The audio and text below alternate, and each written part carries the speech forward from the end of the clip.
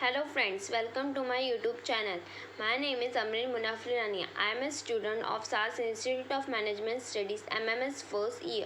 Today presentation topic is Big Five model. Professor Anand sir. Introduction.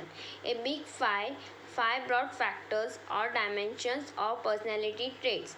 Personality, a comprehensive profile of someone's personality's traits. Conceptual framework used to classifying low-level personalities constructs.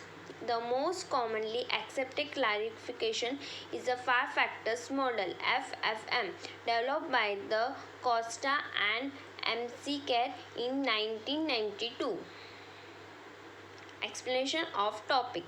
Personality research has generated a variety of different theories that attempts to define and measure personalities. The most widely accepted the taxonomy of personalities among industrial organization psychologists as its Big Five personality traits models or the five factors models of personality.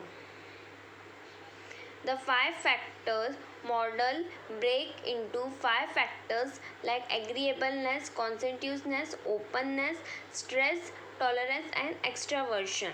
Each traits measure a unique aspect of human personality. Agreeableness is a measure of an individual tendency with respect to social harmony. These traits reflect how well the individual gets along with others and how the cooperative and how they might interact with a team.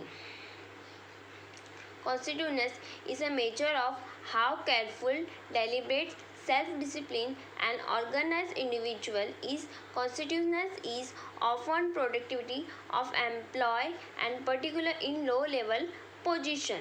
Openness is a major extent to which an individual is imaginative and creative as opposed to down to earth and conventional.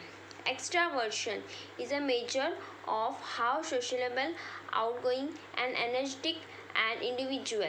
Individuals who score lower on the extraversion scale are considered to be the more introvert or the more deliberate, quiet, and low-key and independent. Some type of positions are better situated for the individual who fall on the one side of the spectrum or the other.